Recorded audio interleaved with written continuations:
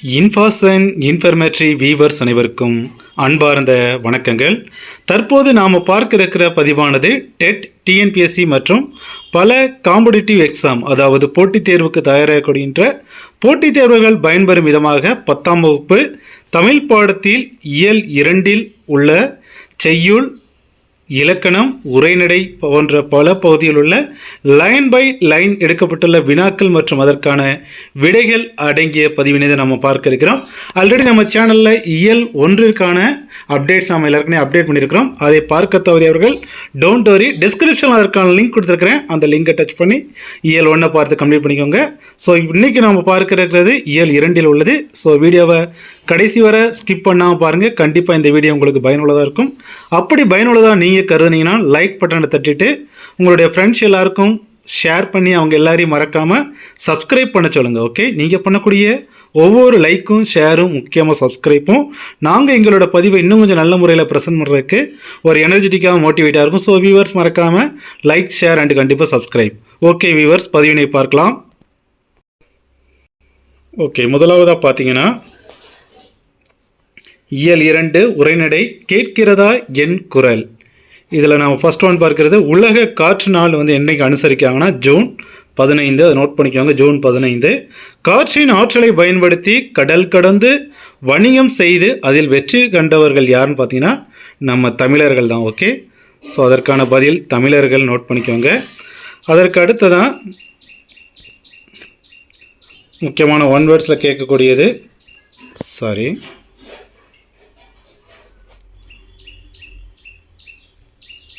கொண்டல். அதற்குரிய பொருள் என்னென்னா கிழக்கு, கோடை மேற்கு, வாடை வடக்கு, தென்றல் தெற்கு. ஓகே, ஸோ கொண்டல் கொள்ள மீனிங் ஞாபகம், கிழக்கு கோ கி, அதற்கடுத்து கோடை மேற்கு, வாடை வா வேன வடக்கு, தென்றல் தே தெற்கு. ஓகே, ஸோ ரைமிங்காக இருக்கிற மாதிரி ஹைலைட் பண்ணியிருக்கிறேன்.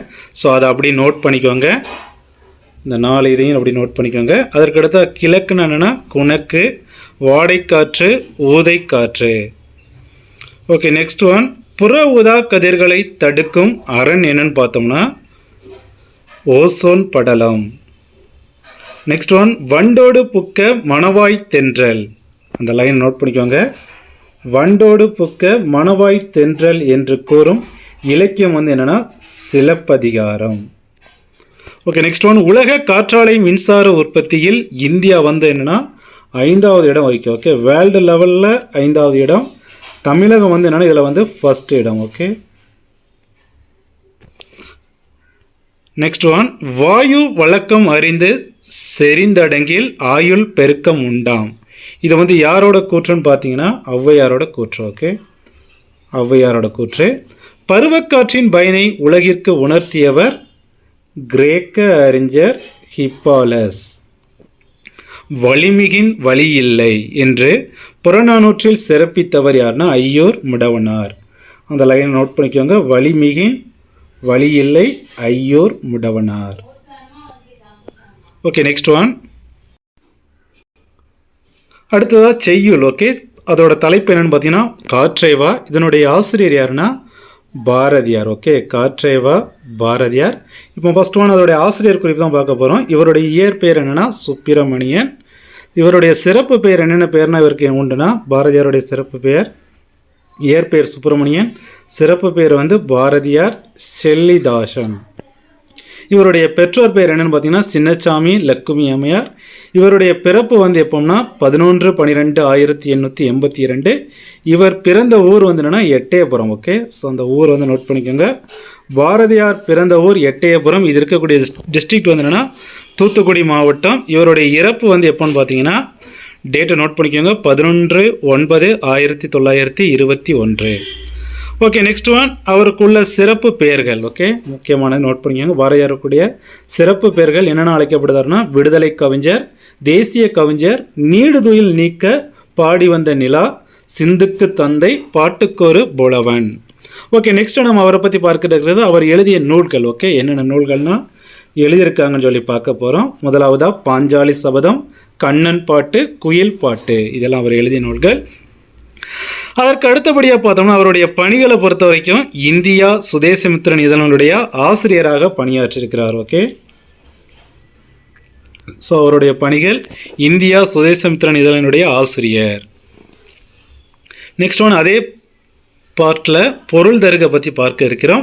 முதலாவதாக மயிலுரத்து அப்படின்னா மயங்க செய்து, வாசனை அதனுடைய பொருள் நறுமணம், பிராணரசம் அதனுடைய பொருள் உயிர்வலி, லயத்துடன் அதனுடைய அர்த்தம் சீராக, மடித்து, அழித்து. ஓகே, அடுத்ததாக இலக்கண குறிப்பு. இந்த பகுதியில் இடம்பெற்றுள்ள வார்த்தைகளுக்கான இலக்கண குறிப்பு என்ன பார்த்தோம்னா நல்லொளி, நெடுங்காலம். இதனுடைய இலக்கண குறிப்பு என்ன வரும்னா பண்பு தொகைகள். ஓகே, ஏன்னா நல்லொளி நன்மை ப்ளஸ் ஒளி, அது மாதிரி நெடுங்காலம் நெடுமை ப்ளஸ் காலம், ஸோ அதனால் பண்பு தொகை. அதற்கு அடுத்ததாக பாடுகிறோம், கூறுகிறோம். இதற்கான இலக்கண குறிப்புனா தன்மை, பன்மை, வினைமுற்று. ஓகே, நெக்ஸ்ட் ஒன் நம்ம பார்க்க இருக்கிறது பகுபத உறுப்பு இலக்கணம். முதலாவது வார்த்தை உராய்ந்து. ஓகே, இந்த உராய்ந்து நம்ம எப்படி பிரிச்சுக்கலாம்னா உராய் ப்ளஸ் இத்து இந்த் ப்ளஸ் இத்து ப்ளஸ் ஓ. இதில் ஃபர்ஸ்ட் ஒன் உராய்ங்கிறது என்னென்னா பகுதி, இத்து சந்தி, இந்தானது விகாரம். அதுக்கடுத்து லாஸ்ட் ஒன் இத்து என்னன்னா இறந்த கால இடைநிலை, ஊ வினையெச்ச விகுதி. ஓகே, அதற்கு அடுத்தது நம்ம பகுபத உறுப்பு இலக்கணத்தில் பார்க்கக்கூடிய வார்த்தை என்னன்னா கொண்டு. ஓகே, இந்த கொண்டுங்கிற வார்த்தையை நம்ம எப்படி இது பண்ணலாம்னா கொள் ப்ளஸ் இன் ப்ளஸ் இற்று ப்ளஸ் ஓ.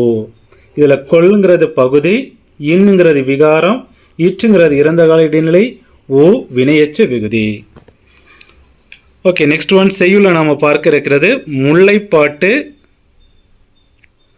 தலைப்பு என்னென்னா முல்லைப்பாட்டு. இதனுடைய ஆசிரியர் யாருன்னா நப்பூதனார். ஓகே, முல்லைப்பாட்டு ஆசிரியர் நப்பூதனார். இவரை பற்றிய ஆசிரியர் குறிப்பு பாருங்கன்னா முக்கியமான ஒன் வேர்ட் சங்ககால புலவர்கள் ஒருவர். ஓகே, இந்த நப்பூதனாரை சங்ககால புலவர்களில் ஒருவர். அது மட்டும் இல்லாமல் அகப்பாடல்கள் மற்றும் புறப்பாடுகள் பாடுவதில் வல்லவர் தான் இந்த நப்பூதனார்.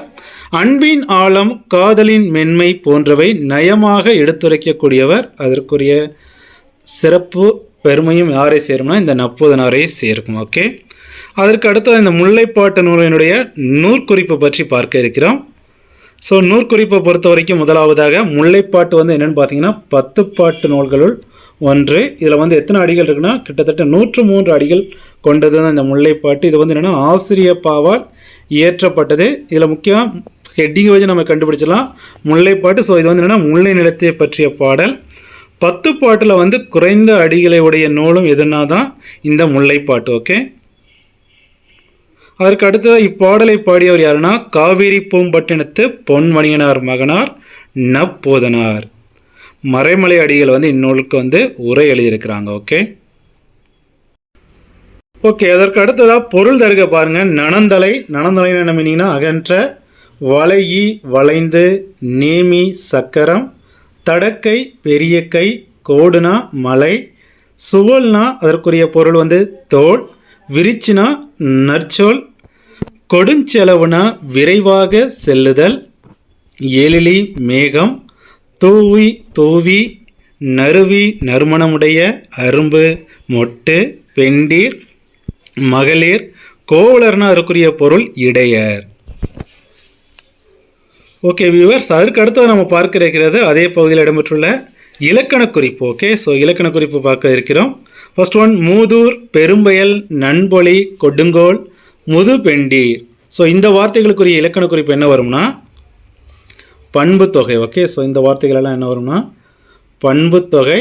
அதற்கடுத்தா உருதுயர்னு என்னென்னா வினைத்தொகை, கைதொழுது 3ஆம் வேற்றுமை தொகை, தடக்கை உரிச்சொல் தொடர், வளை ஈன. ஓகே, ஸோ இந்த ஈன்னு வந்திருக்குது. ஸோ இது என்னன்னா சொல்லிசை அளபடை. அதற்கு அடுத்ததா அசைத்த, எழுந்த, தொடுத்த. ஓகே, இந்த மாதிரி தேன் முடியக்கூடிய வார்த்தைகள் எல்லாம் என்ன வரும்னா இதற்கான இலக்கண குறிப்பு பெயரெச்சங்கள். அதற்கடுத்து நம்ம பார்க்க இருக்கிறது பகுபத உறுப்பு இலக்கணம். அதில் முதலாவது வார்த்தை பொறித்த. ஓகே, இந்த பொறித்தங்கிற வேர்டை நம்ம எப்படி பிரிக்கலாம்னா பொறி ப்ளஸ் இத்து ப்ளஸ் அ. இதில் பொறிங்கிறது பகுதி, இத்துங்கிறது சந்தி, இத்து இறந்த கால இடைநிலை, அ என்னென்னு பார்த்தீங்கன்னா வினையெச்ச விகுதி. ஸோ இதெல்லாம் கண்டிப்பாக பார்த்துக்கோங்க. அதுக்கடுத்து ஒரு முக்கியமான ஒரு ஒன் வேர்டு, முல்லை நிலத்திற்குரிய உரிப்பொருள். இந்த முல்லை நெப்பாட்டின்னு சொல்லி பார்த்தோம் பார்த்தீங்கன்னா, இந்த முல்லை நிலத்தினுடைய உரிப்பொருள் என்னன்னா காத்திருத்தல். Okay, next one. ஓகே, அதற்கு அடுத்து நம்ம பார்க்க இருக்கிறது என்னன்னா முதற் பொருள், கருப்பொருள், உரிப்பொருளை பற்றி பார்க்கிறோம். முதலாவது முதற் பொருள் பாருங்க, முல்லை நிலத்தை பற்றி பார்க்கிறோம். முல்லை காடும் காடு சார்ந்த இடமும். இதற்கான பொழுது வந்து 2 பொழுது உண்டு, பெரும்பொழுது சிறும்பொழுது. பெரும்பொழுது என்னன்னா முக்கியமாக ஒன் வேர்ட்ஸில் கேட்கலாம், கார்காலம், ஆவணி, புரட்டாசி. சிறுபொழுது என்னன்னா மாலை பொழுது. அதற்கு அடுத்து இந்த நிலத்திற்கான கருப்பொருள் பாருங்க, நீர் வந்து என்னன்னா குறிஞ்சுணி நீர், காட்டாறு. மரம் வந்து கொன்றை, காயா, குருந்தம். பூ வந்து என்ன பூனா முல்லை, பிடவம், தோன்றிப்பூ.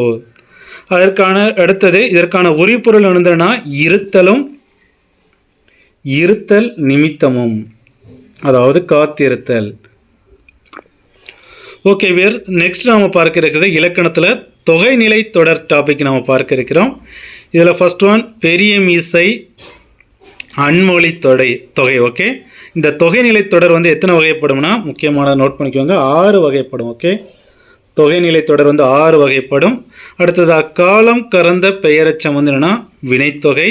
தாய் செய், ஓகே, தாயும் செய்யும் வரும். ஸோ உண்மை தொகை. ஓகே, உண்மை தொகை. தமிழ் தொண்டு உருபும் பயனும் உடன் தொக்க தொகை. ஓகே, அடுத்ததா சிவப்பு சட்டை அன்மொழி தொகை.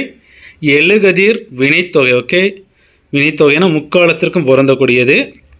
முத்துப்பல் பண்பு தொகை. அதற்கு அடுத்து நம்ம பார்க்க இருக்கிறது அந்த தொகை நிலைத்தொடர் 6 வகைன்னு பார்த்தோம் பார்த்தீங்களா, அது என்னன்னா ஃபர்ஸ்ட் ஒன் வேற்றுமை தொகை, செகண்ட் ஒன் வினைத்தொகை, தேர்ட் ஒன் பண்பு தொகை, ஃபோர்த் ஒன் ஓமை தொகை, 5வதா உண்மை தொகை, 6வதா அன்மொழி தொகை. ஸோ இந்த ஒவ்வொரு தொகைகளுக்கும் ஒவ்வொரு எக்ஸாம்பிள்ஸ் கொடுத்துருக்கேன் பாரு, நோட் பண்ணிக்கோங்க. வேற்றுமை தொகை மதுரை சென்றார், வினைத்தொகைனா வீசு தென்றல், பண்பு தொகைனா மை அண்ட் ஆணை வந்து என்ன வரும்னா மறைந்து வரும். ஓகே, அதான் நம்ம பிரித்து எழுதும் மை அல்லது ஆணைங்கிறது மறைந்து வரும். ஓமை தொகைனா மலர்கை, மலர் போன்ற கை. அதற்கடுத்த உண்மை தொகை வந்துன்னா அண்ணன் தம்பி, அண்ணனும் தம்பியும் வந்த மாதிரி. ஓகே, அன்மொழி தொகைக்கு எக்ஸாம்பிள் வந்து முறுக்கு மீசை. ஓகே, அதற்கு அடுத்து ஒரு சில பொருட்கள். அகன் சுடர்னா சூரியன், உள்ளே பறந்து விரிந்த சுடர், இந்த மாதிரி பொருள் தரும். ஆர்கலினா கடல், வெள்ளம், ஆரவாரம், இந்த மாதிரி எல்லாமே பொருள் தரக்கூடிய வேர்டு. கட்புல்னா பறவை, கொடுவாய், வளைந்த வாய் மற்றும் புலி, குரலை கூறிய கருவி. திருவில்னா என்ன பொருள் தரும்னா வானவில், சிறப்பான வில். அதற்கு அடுத்ததாக கலை சொற்களை பற்றி நம்ம பார்க்க இருக்கிறோம். ஸ்டோம்னா அதற்குரிய மீனிங் என்னென்னா ஸ்டோம் புயல், லேண்ட் பிரிஸ்னா நிலக்காற்று, டோர்னடோனா சூறாவளி, சீ பிரீஸ்னா கடற்காற்று, டெம்பஸ்ட்னா பெருங்காற்று, வீல்வின் சுழல் காற்று. ஓகே வீவர்ஸ், இப்போதைக்கு நாம் இந்த பதிவில் 10ஆம் வகுப்பு தமிழ் பாடத்தில் 2வது இயலில் உள்ள உரைநடை, செய்யுள், இலக்கணத்தில் உள்ள எல்லா இதையுமே கவர் ஆகிற மாதிரி முக்கியமான பதிவுகளை நம்ம பார்த்துருக்கிறோம். ஸோ கண்டிப்பாக வீடியோ கடைசி வரை ஸ்கிப் பண்ணால் பார்த்துருக்கேன்னு நினைக்கிறேன். வீடியோ படித்தனால லைக் பண்ணுங்கள். அடுத்த அப்டேட்டுக்கு தயாராக இருங்க. அதற்கு முதல்ல ரெட் கலர் பெல் ஐக்கானை கிளிக் பண்ணி ஆலோ செலக்ட் பண்ணிக்கோங்க. ஓகே வீவர்ஸ், தேங்க்யூ ஃபார் வாட்சிங்.